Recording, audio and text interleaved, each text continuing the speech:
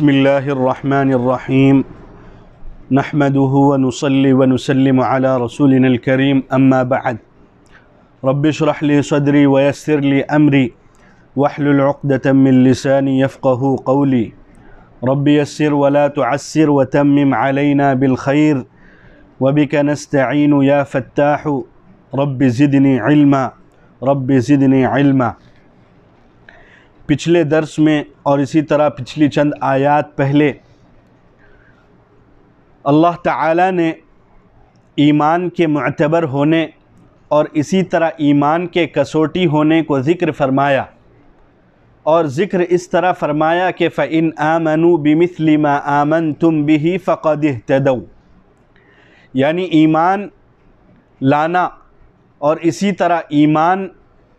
میں خالص ہونا اور اسی طرح ایمان اسی طرح ہونا چاہیے جس طرح آپ صلی اللہ علیہ وسلم یا اسی طرح صحابہ کرام رضوان اللہ علیہم اجمعین کا ایمان رہا ہے۔ اگر اس ایمان میں کچھ کمی بیشی آ جائے تو وہ گمراہ ہے، اور اسی طرح اس اخلاص میں جو ان کے پاس اخلاص تھا اس اخلاص میں کچھ کمی بیشی آ جائے تو وہ منافقت کی علامت ہوگی، اور اسی طرح اس ایمان میں کچھ کمی آ جائے یا اگر اس ایمان میں کچھ اضافہ کر دیا جائے تو اس کو گمراہی یا اسی طرح بعض اوقات اسلام سے اور ایمان سے منحرف ہونا بھی کہا جا سکتا ہے۔ اسی آیات کو اللہ تعالیٰ نے یہاں ذکر فرمایا ہے کہ فَإِنْ آمَنُوا، چاہے ایمان اور عقیدہ چاہے کسی طرح کا ہو، چاہے عقیدہ ہو، چاہے ایمان ہو، چاہے عبادات ہو، چاہے کسی بھی طرح کے معاملات ہو، چاہے اللہ تعالیٰ کے ذات و صفات سے اس کا تعلق ہو یا نبی کی محبت سے اس کا تعلق ہو، ہر چیز میں ایمان اور ہر چیز میں عمل وہی معتبر ہوگا جو آپ صلی اللہ علیہ وسلم اور اسی طرح آپ کے برگزیدہ صحابہ کرام رضوان اللہ علیہم اجمعین نے عمل کیا ہے اور عمل کر کے بتلایا ہے، اور اسی طرح عقیدے کو اپنایا ہے اور عقیدے کو واضح کر کے بھی بتلایا ہے، تو ایمان لانا وہی معتبر ہوگا جو آپ صلی اللہ علیہ وسلم اور صحابہ کرام رضوان اللہ علیہم اجمعین نے ایمان لایا ہے۔ اس میں کمی کرنا بھی گمراہی کا سبب ہو سکتا ہے، اور اسی طرح گمراہی کا سبب ہے، اور اس میں زیادتی کرنا یہ غلو میں داخل ہے۔ اور امت مسلمہ کی خصوصیت آگے آ رہی ہے انشاءاللہ، اس کی تفصیل میں بتلاؤں گا کہ امت مسلمہ کو امت وسط اور امت معتدل کہا گیا ہے، اسی لیے اس امت میں ہر چیز عقیدے کے لحاظ سے ہو یا اسی طرح عمل کے لحاظ سے ہو یا اسی طرح اخلاص کے لحاظ سے ہو، سب چیز معتدل ہے اور اعتدال پر قائم ہے، اسی وجہ سے اس امت کو شرف بزرگی عطا فرمائی گئی ہے۔ تو یہ تو رہا پچھلی آیات کا خلاصہ۔ اور ایک بات اللہ تعالیٰ نے یہودی اور نصارہ کے سلسلے میں یہ بھی فرمایا تھا کہ وہ لوگ جھگڑ رہے ہیں اس خدا کے متعلق جس خدا کو وہ لوگ بھی تسلیم کرتے ہیں اور نبی صلی اللہ علیہ وسلم اور ان کے امتی بھی تسلیم کرتے ہیں، یعنی رب ہونے کے اعتبار سے تو وہ ایک ہی معبود ہیں، ان کے پاس بھی ایک ہی رب ہے، ہمارے پاس بھی ایک ہی رب ہے۔ لیکن آگے اللہ تعالیٰ نے فرمایا، بلکہ اللہ تعالیٰ نے فرمایا وَنَحْنُ لَهُ مُخْلِصُونَ، اور ہم اس معاملے میں مخلص ہیں۔ مخلص کا یہ مطلب ہے کہ جو پچھلے جو یہود اور نصارہ کے جو مذاہب تھے اور اہل کتاب کے جو پچھلے شرائع کے جو مذاہب تھے ان میں غلو زیادہ پایا جاتا تھا۔ وجہ اس کی یہ ہے کہ بعض ان میں سے ایسے تھے جن کو یہودی کہا جاتا ہے، ان میں سے بعض ایسے تھے جو اپنے نبیوں کے سلسلے میں اللہ کے درجے تک ان کو پہنچا دیا تھا، اور بعض ان میں سے ایسے تھے کہ جو اللہ کے نبی کو تسلیم ہی نہیں کرتے تھے سرے سے۔ اس معاملے میں امت محمدیہ کی خصوصیت یہ ہے کہ وہ خالص ہیں، وہ خالص اس وجہ سے ہیں کہ وہ اللہ کو اللہ کے درجے میں رکھتے ہیں اور نبی صلی اللہ علیہ وسلم کو اور انبیاء کو انہی کے درجے میں رکھتے ہیں، کوئی درجہ آپس میں ملاتے جلاتے نہیں ہیں۔ اس وجہ سے اللہ تعالیٰ نے فرمایا وَنَحْنُ لَهُ مُخْلِصُونَ، اور ہم ہی خالص والے ہیں۔ اب آگے آیات میں اللہ تعالیٰ نے جو تحویل قبلہ کا معاملہ پیش آیا، یعنی قبلے کا چینج ہو جانا، اس واقعے کو اللہ تعالیٰ نے ذکر کیا ہے۔ اس واقعے پر جو اشکالات ہوئے ہیں اللہ تعالیٰ نے ان اشکالات کے جواب دیے ہیں، اور اللہ تعالیٰ نے ان کے حقائق کو واضح فرمایا ہے۔ تو اگلی آیات میں انشاءاللہ آج ہم انشاءاللہ تحویل قبلہ کے سلسلے میں چند چیزیں، اور اسی طرح آگے آیات میں چند چیزیں ہیں انشاءاللہ ہم اس کو آج سماعت کریں گے۔ سب سے پہلے ترجمہ سن لیجئے۔ بسم اللہ الرحمن الرحیم۔ سيقول السفهاء من الناس ما ولاهم عن قبلتهم التي كانوا عليها۔ عن قریب کچھ ناسمجھ کہیں گے کہ مسلمان پہلے سے جس قبلے پر تھے اس کا رخ کس نے موڑ دیا؟ قل للہ المشرق والمغرب، آپ کہہ دیجئے کہ مشرق اور مغرب اللہ ہی کا ہے۔ یہدی من یشاء الی صراط مستقیم، اللہ جسے چاہتے ہیں درست راستے کی ہدایت سے نواز دیتے ہیں۔ وَكَذَلِكَ جَعَلْنَاكُمْ أُمَّةً وَسَطًا لِتَكُونُوا شُهَدَاءَ عَلَى النَّاسِ وَيَكُونَ الرَّسُولُ عَلَيْكُمْ شَهِيدًا، اسی طرح ہم نے تم کو امت وسط بنایا ہے تاکہ تم لوگوں پر گواہ رہو اور رسول تم پر گواہ ہوں۔ وَمَا جَعَلْنَا الْقِبْلَةَ الَّتِي كُنْتَ عَلَيْهَا إِلَّا لِنَعْلَمَ مَنْ يَتَّبِعُ الرَّسُولَ مِمَّنْ يَنْقَلِبُ عَلَى عَقِبَيْهِ، اے رسول آپ پہلے جس قبلے پر تھے اس کو ہم نے اس لیے قبلہ بنایا تھا کہ ہم الٹے پاؤں واپس ہونے والوں کے مقابلے میں ان لوگوں کو دیکھ لیں جو ثابت قدمی کے ساتھ رسول کی پیروی کرنے والے ہیں۔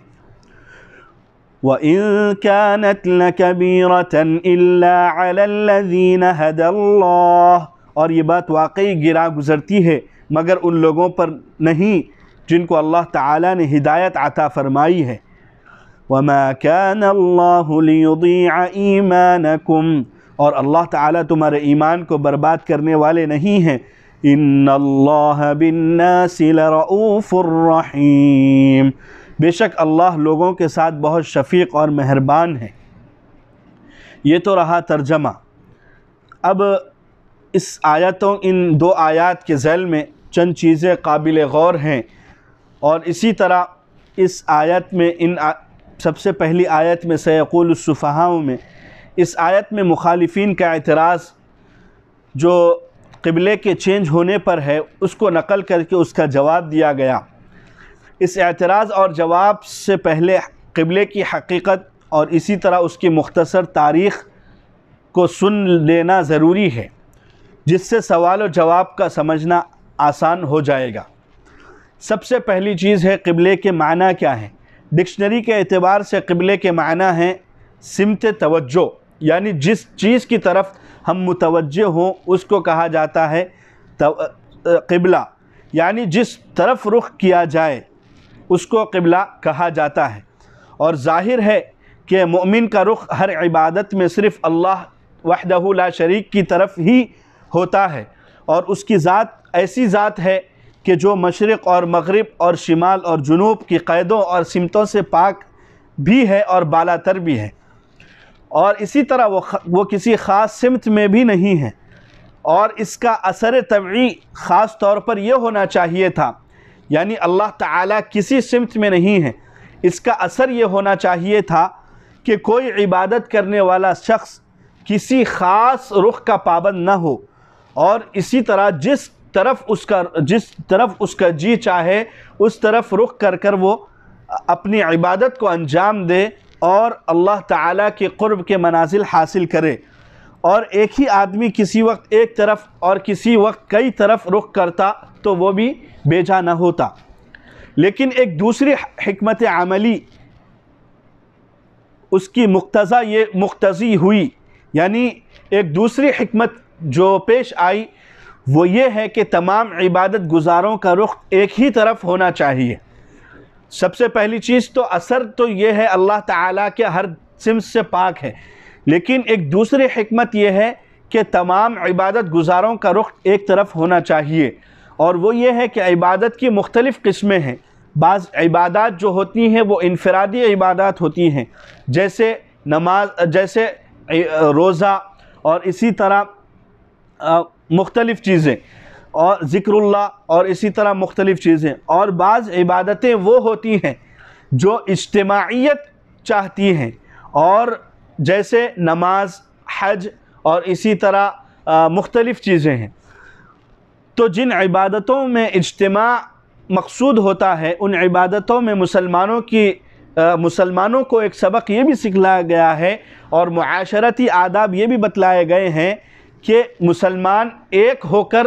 اپنے اتحاد کو ثابت کریں اور مسلمان ایک منظم ہو کر عبادت کریں. اور اسی طرح یہ بات بھی بالکل ظاہر ہے کہ اجتماعی نظام کا سب سے بڑا بنیادی اصول افراد کثیرہ کی وحدت اور یکجہتی ہے. یعنی تمام انسانوں کا ایک وقت میں نماز پڑھ رہے ہیں تو ایک افراد کثیرہ ایک مجمع ہوتا ہے. اگر مجمع ہر طرف اپنی اپنی سمت میں اگر نماز پڑھے گا تو یہ تشتت اور افتراق کا ذریعہ بن سکتا ہے. تو اسی لیے اللہ تعالیٰ نے اس کو وحدت کے لیے اور اس کو منضبط کرنے کے لیے اور امت میں متحد ہونے کے لیے اللہ تعالیٰ نے ایک قبلے کے رخ کو متعین کیا ہے، قبلے کو متعین کیا ہے،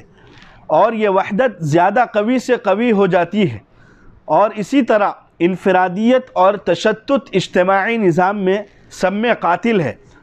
اور اسی طرح پھر آگے نقطۂ وحدت متعین کرنے کے لیے، یعنی کوئی خاص سمت متعین کرنے کے لیے ہر قرن اور اسی طرح ہر زمانے میں مختلف لوگوں کی مختلف رائے رہی ہیں. کسی قوم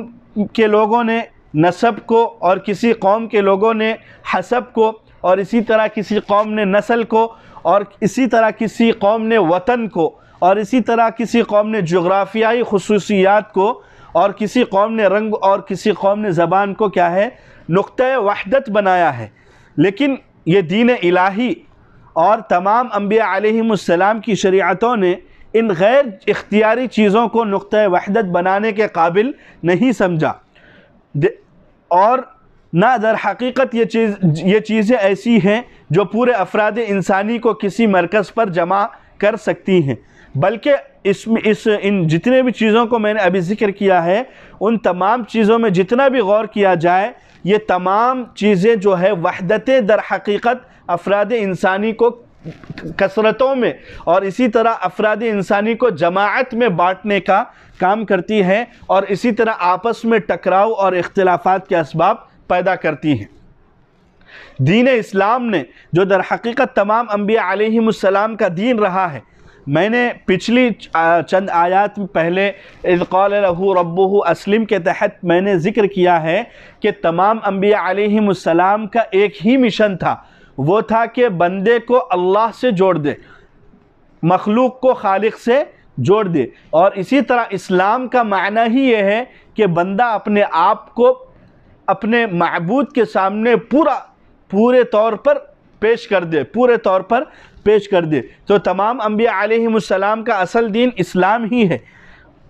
اور اسی طرح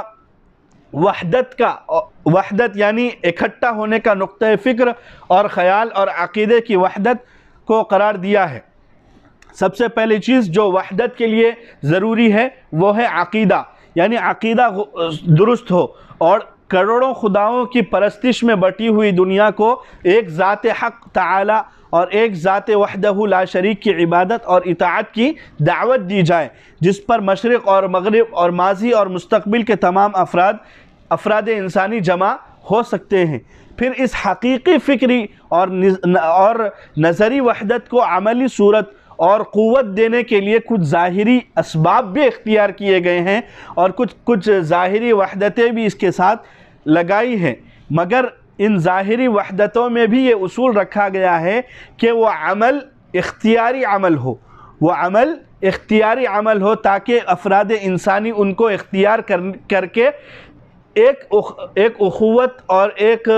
بھائی چارے کی ایک لڑی میں پُر جائیں اور اسی طرح ایک رشتہ اخوت سے منسلک ہو جائیں. جیسا کہ بعض احادیث میں آتا ہے کہ المؤمن اخو المسلم، اسی اعتبار سے کہا گیا ہے، اور نسب، وطن، زبان، رنگ اور اسی طرح مختلف چیزیں یہ اختیاری چیزیں نہیں ہیں۔ جو شخص ایک خاندان کے اندر پیدا ہو چکا ہے تو وہ کسی طرح دوسرے خاندان میں پیدا نہیں ہو سکتا۔ جو شخص انڈیا کا اور جو شخص پاکستان کا یا اسی طرح جو شخص مختلف ممالک کا ہے وہ اگر چاہے تو کسی دوسرے ملک میں پیدا نہیں ہو سکتا ہے۔ اب اگر ان چیزوں کو مرکز وحدت بنایا جائے تو انسانیت کا سینکڑوں بلکہ ہزاروں ٹکڑوں اور گروہوں میں تقسیم ہو جانا بالکل ضروری ہے۔ اس لیے دین اسلام نے ان چند چیزوں سے تمدنی مفاد وابستہ ہیں، ان چند چیزوں سے جن سے تمدنی مفاد وابستہ ہے ان کا پورا احترام رکھتے ہوئے ان کو وحدت انسانی کا مرکز نہیں بننے دیا۔ اور اسی طرح اختیاری امور میں اس کی پوری رعایت رکھی کہ فکری وحدت کے ساتھ عملی اور صوری وحدت بھی قائم ہو جائے، مگر اس میں بھی اس کا پورا لحاظ رکھا گیا ہے کہ مرکز وحدت ایسی چیز کو بنایا جائے جن کو اختیار کرنا ہر مرد اور ہر عورت پر آسان ہو، اور اسی طرح پڑھے لکھے اور ان پڑھ پر آسان ہو، اور اسی طرح شہری اور دیہاتی، امیر و غریب سب کو یکساں طور پر آسانی سے وہ چیز مہیا ہو جائے۔ یہی وجہ ہے کہ شریعت اسلام نے تمام دنیا کے لوگوں کو لباس اور اسی طرح رہنے کھانے اور اسی طرح پینے اور اوڑھنے کے آداب طور طریقے کا پابند نہیں کیا، اور ایک خاص یونیفارم ان کے لیے مقرر نہیں کیا، بلکہ ہر جگہ کے موسم اور ہر جگہ کی طبعیتیں مختلف ہوتی ہیں اور ان کی ضروریات مختلف ہوتی ہیں، اسی لیے سب کو کسی ایک طرح کے لباس یا شعار میں ان کو پابند نہیں کیا کہ اس کی وجہ سے بہت سی مشکلات پیش آ سکتی ہیں، اور اسی طرح بہت سی مشکلات پیش آ سکتی تھی، کیونکہ اگر یونیفارم کو اگر تجویز کیا جاتا تو یہ بعض لوگوں کے لیے تو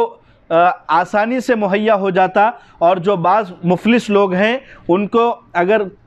نہیں ملتا، اور بعض مفلس لوگ ہیں جو خرید نہیں سکتے تو ان کے لیے مشکلات پیش آ سکتی تھی۔ اس لیے شریعت اسلام نے مسلمانوں کا کوئی ایک شعار یونیفارم مقرر نہیں کیا، بلکہ قوموں میں جو طریقے اور اوضاع لباس کی رائج تھی، یعنی جو قوموں میں جو طریقے رائج تھے ان سب پر نظر کر کے ان میں سے جو صورت اسراف اور اسی طرح جو صورت فخر اور اسی طرح جو صورت غیر مسلم قوم کی نقالی پر مبنی ہے ان سب کو منع کیا ہے، بس ان چیزوں سے منع کیا ہے، اور ہر قوم کو آزاد اور خود مختار رکھا ہے۔ اور اسی طرح ایک اہم چیز قبلے کی سمت کو متعین کرنے کی وہ یہ ہے کہ اگرچہ اللہ جل شانہ کی ذات ہر سمت اور ہر جہت سے بالاتر ہے، اس کے لیے 6 جہتیں یکساں ہیں، اور اسی طرح لیکن نماز کا معاملہ ایسا ہے کہ اجتماعی صورت اور وحدت پیدا کرنے کے لیے تمام دنیا کے انسانوں کا رخ کسی ایک ہی جہت اور ایک ہی سمت کی طرف ہونا، اور اسی طرح ایک بہترین اور ایک آسان اور بے قیمت وحدت کا ذریعہ اور لوگوں میں اس بات کو ثابت کرنا کہ ہم سب وحدت میں منسلک ہیں اور ہمیں کوئی الگ نہیں کر سکتا، یہ بھی چیز بتلانے کے لیے اللہ تعالی نے وحدت کو متعین کیا ہے۔ اور اسی طرح یہ جو اللہ تعالی نے جو سمت مقرر کیا ہے اس کا فیصلہ اگر انسانوں پر چھوڑ دیا جائے تو یہی سب سے بڑا ایک اختلاف کا سبب بن سکتا ہے کہ ہر کوئی اپنے اپنے اعتبار سے ایک سمت کو متعین کر لیتا، لیکن اللہ تعالیٰ کی ہم پر رحم اور کرم ہے کہ اس نے ہی خود فیصلہ کر دیا کہ ایک خاص سمت میں کیا ہے لوگ عبادت کریں۔ اور اسی طرح حضرت آدم علیہ السلام کو جب دنیا میں اتارا گیا تھا تو فرشتوں کے ذریعے بیت اللہ کی بنیاد پہلے ہی رکھ دی تھی، تو حضرت آدم اور اولاد آدم علیہ السلام کا سب سے پہلا قبلہ یہی بیت اللہ اور خانہ کعبہ کو بنایا گیا تھا۔ ان اول بیت وضع للناس للذی ببکۃ مبارکا وہدی للعالمین، اس آیت میں یہی بات کو ثابت کیا گیا ہے۔ پھر جب نوح علیہ السلام کا زمانہ آیا پھر جب اللہ تعالیٰ نے ان پر عذاب بھیجا اور ایک عمومی عذاب بھیجا تو اللہ تعالیٰ کے اس عذاب میں بیت اللہ بھی منہدم ہو گیا اور اس کی بنیادیں بھی معدوم ہو گئیں۔ اس کے بعد اللہ تعالیٰ نے حضرت خلیل اللہ اور اسی طرح حضرت ذبیح اللہ حضرت اسماعیل علیہ السلام کو دوبارہ حکم دیا کہ وہ دوبارہ بیت اللہ کی تعمیر کرے، اور پھر ان کی امت کا قبلہ بھی یہی رہا ہے۔ پھر اس کے بعد بنی اسرائیل کے لیے بیت المقدس کو قبلہ قرار دیا گیا، اور اسی طرح ایک بہت بڑے مفسر ہے حضرت ابو العالیہ رحمہ اللہ، انہوں نے فرمایا ہے کہ انبیاء جو سابقین جو بنی اسرائیل میں سے تھے، جو بیت المقدس میں نماز پڑھتے تھے، وہ بھی عمل ایسا کرتے تھے کہ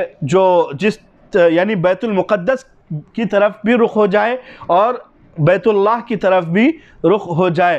اس کو امام قرطبی رحمۃ اللہ، اس تمام واقعے کو امام قرطبی رحمۃ اللہ علیہ نے ذکر کیا ہے۔ پھر حضرت خاتم الانبیاء حضرت محمد صلی اللہ علیہ وسلم پر جب نماز فرض کی گئیں تو حضرت ابن عباس رضی اللہ عنہ کے قول کے مطابق ابتداءً آپ کا قبلہ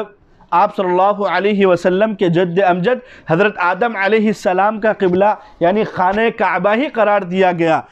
مکہ مکرمہ سے ہجرت کرنے اور مدینہ طیبہ میں قیام کرنے کے بعد بعض روایات کے اعتبار سے ہجرت مدینہ سے کچھ پہلے آپ کو اللہ تعالیٰ کی طرف سے یہ حکم ہوا کہ آپ بیت المقدس کو اپنا قبلہ بنائیے۔ صحیح بخاری کی روایات کے مطابق حضرت صلی اللہ علیہ وسلم نے 16 یا 17 مہینے بیت المقدس کی طرف نماز ادا فرمائی، اور مسجد نبوی میں آج تک وہ نشان موجود ہیں۔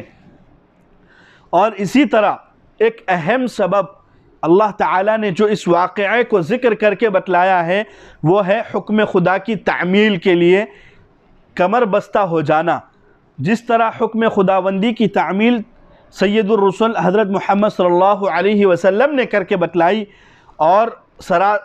جو آپ صلی اللہ علیہ وسلم سرتاپا اطاعت تھے اور حکم خداوندی کے مطابق نماز بیت المقدس کی طرف ادا فرما رہے تھے، لیکن اللہ تعالیٰ نے یہ آپ کے حال کو بیان فرمایا کہ آپ صلی اللہ علیہ وسلم کا طبعی میلان یہ تھا، اور آپ صلی اللہ علیہ وسلم کی دلی خواہش یہ تھی کہ قبلہ وہ بیت المقدس نہیں بلکہ اللہ کا گھر بیت اللہ ہو جائے، تو اللہ تعالیٰ نے اس قبلے کو بدل دیا۔ اور حضرت صلی اللہ علیہ وسلم کو بھی یہ امید تھی کہ آپ کی تمنا پوری کی جائے گی، اسی لیے اس انتظار وحی میں آپ صلی اللہ علیہ وسلم بار بار آسمان کی طرف نظریں اٹھا کر دیکھتے تھے۔ اس کا بیان قرآن کی اس آیت قد نرى تقلب وجهك في السماء فلنولينك قبلة ترضاها، اس آیت میں اللہ تعالیٰ نے اس کو بھی ذکر کیا ہے۔ چنانچہ تمام باتوں کا خلاصہ یہی رہا کہ انسان ایک اعتبار سے بعض عبادتیں جو ہوتی ہیں وہ انفرادی عبادتیں ہوتی ہیں، اور بعض عبادتیں وہ ہوتی ہیں جو ایک اجتماعی عبادت ہوتی ہے، اور اجتماعی عبادات میں یہ ہونا چاہیے تھا کہ انسان آزاد نہ ہو بلکہ ایک معاشرتی آداب کے لحاظ سے انسان ایک پلیٹ فارم پر جمع ہو جائے اور انسان ایک وحدت میں منسلک ہو جائے۔ اسی حکمت کے پیش نظر اللہ تعالیٰ نے ایک خاص سمت کو متعین کر دیا اور ایک خاص سمت کو قبلہ بنا دیا، اور اس ایک خاص سمت کو قبلہ بنانے کے لیے اللہ تعالیٰ سے ایک خاص سمت کو قبلہ بنانے کے بعد یہ بات ثابت نہیں کی جا سکتی اور یہ بات نہیں ہو سکتی کہ اللہ تعالیٰ اسی سمت میں محصور ہے، نعوذ باللہ، بلکہ اللہ تعالیٰ نے افراد انسانی کے آسانی کے لیے اور وحدت کے لیے اللہ تعالیٰ نے ایک عمل کو متعین کر دیا ہے۔ اور اسی طرح مختلف سمتیں بھی اللہ متعین کر سکتا تھا، لیکن اللہ تعالیٰ نے ایک سمت کو متعین کیا ہے، اور حقیقی اور خلاصہ یہی ہے۔ بلکہ میں کہوں گا کہ جو تحویل قبلہ ہے اور قبلے کے چینج ہونے کا معاملہ ہے، اس کا خلاصہ ہی یہی ہے کہ اللہ تعالیٰ بندے کو دیکھنا چاہ رہا تھا اور اللہ تعالیٰ بندوں کو آزمانا چاہ رہا تھا کہ کون بندہ میرے حکم کے مطابق میرے اس فیصلے پر راضی ہوتا ہے اور کون اس سے دل میں کچھ خیالات پیدا کرتا ہے اور کون اس سے انحراف کرتا ہے۔ تو یہ تو رہا قبلہ، جو بیت اللہ کو قبلہ بنایا گیا ہے اس کی تمام تاریخ۔ پھر اس کے بعد جو یہود اور نصارہ نے جو اعتراض کیا تھا، اللہ تعالیٰ نے اس اعتراض کا جواب دیا ہے، اور اس اعتراض کو میں نے عمومی طور پر اس واقعے کے تحت ایک خلاصہ کر کے سمجھایا ہے۔ اب آگے ایک مسئلہ وہ یہ ہے کہ اگر کوئی شخص اس آیت سے بعض حضرات استدلال کرتے ہیں کہ اگر کوئی شخص بیت اللہ کے اندر نماز پڑھ رہا ہو اور اس کو کعبۃ اللہ نظر آ رہا ہو صاف طور پر، تو اس کے لیے بیت اللہ کی طرف رخ کرنا ضروری ہے۔ اور اگر کوئی شخص بیت اللہ اس کو نظر نہیں آ رہا ہے، اس کو بیت اللہ کی سمت یعنی بیت اللہ جس طرف ہے اس طرف رخ کرنا چاہیے، اور اس طرف رخ کر لینا ہی کافی ہے۔ عین بیت اللہ کی طرف رخ کرنا یہ کوئی ضروری نہیں ہے۔ البتہ جس شخص کو کعبۃ اللہ نظر آ رہا ہو، اس شخص کو عین کعبۃ اللہ کی طرف رخ کرنا ضروری ہے۔ اگر وہ کسی اور کی طرف رخ کرے گا تو یہ اس کی نماز باطل ہو جائے گی۔ بہرحال یہ تمام واقعہ اللہ تعالیٰ نے ذکر فرمایا ہے، اور ہجرت مدینہ سے 16-17 مہینے کے بعد پھر آپ صلی اللہ علیہ وسلم کا اور مسلمانوں کا قبلہ اللہ تعالیٰ نے بیت اللہ کو بنا دیا،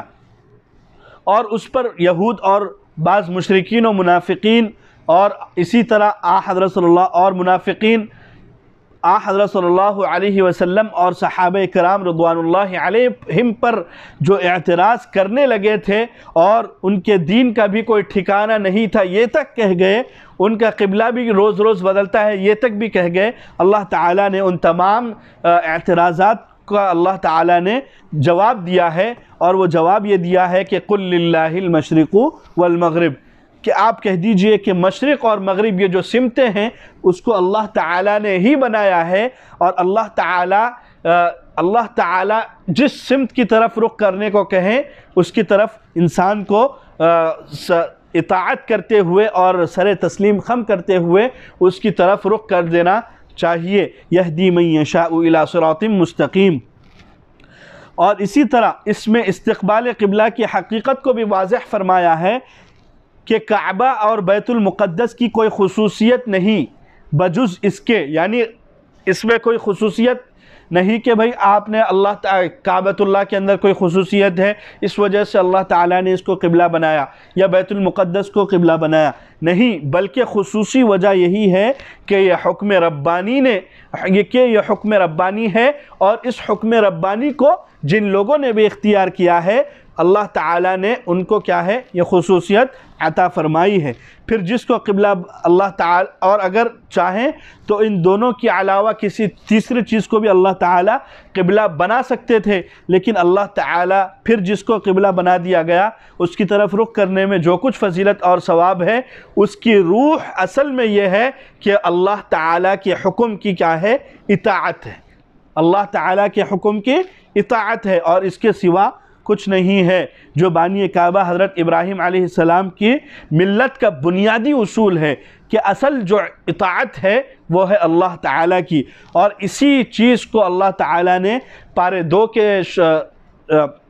میں اللہ تعالیٰ نے ذکر کیا ہے، لَيْسَ الْبِرَّ أَن تُوَلُّوا وُجُوهَكُمْ قِبَلَ الْمَشْرِقِ وَالْمَغْرِبِ وَلَكِنَّ الْبِرَّ مَنْ آمَنَ بِاللَّهِ، یعنی اصل چیز اور اصل ثواب کا کام تو یہی ہے کہ اللہ کے حکم کے مطابق انسان زندگی گزارے، اور ایک آیت میں فرمایا اَيْنَمَا تُوَلُّوا فَثَمَّ وَجْهُ اللَّهِ، یعنی تم اللہ کے فرمان کے مطابق جس طرف بھی رخ کرو اللہ تعالیٰ کی توجہ اسی طرف پاؤ گے۔ تو ان آیات نے قبلہ اور استقبال قبلہ کی حقیقت کو بھی واضح فرمایا، اور اس میں ان مقامات کی کوئی ذاتی خصوصیت نہیں ہے، بلکہ فضیلت پیدا ہونے کا سبب یہی ہے کہ اللہ تعالیٰ نے ان کو قبلہ بنانے کے لیے اختیار فرمایا، اور اس کی طرف رخ کرنے میں ثواب کی وجہ بھی یہی ہے۔ اور اسی طرح وما جعلنا القبلة التي كنت عليها إلا لنعلم، اس حقیقت قبلہ کے بیان سے ان بے وقوف مخالفین کا بھی پورا جواب ہو گیا کہ جو قبلے کے بارے میں تغیر اور تحویل اور چینج ہونے کو اصول اسلام کے منافی سمجھتے تھے اور مسلمانوں کو طعنہ دیتے تھے۔ اور آخر میں اللہ تعالیٰ نے ارشاد فرمایا یہدی من یشاء الی صراط مستقیم، اس میں بتلایا دیا کہ سیدھی راہ یہی ہے کہ انسان حکم خداوندی کے سامنے بالکل سر اپنے جھکا دے اور انسان اللہ تعالیٰ کے سامنے حکم کو تسلیم کرنے کے لیے کمر بستہ منتظر رہے، جو حکم مل جائے اس پر بے چون و چرا اس پر عمل کرے، اور یہی سیدھی راہ اللہ تعالیٰ کے فضل سے مسلمانوں کو حاصل ہوئی ہے۔ ایک حدیث حضرت عائشہ رضی اللہ عنہا سے منقول ہے، مسند احمد کی ایک حدیث ہے۔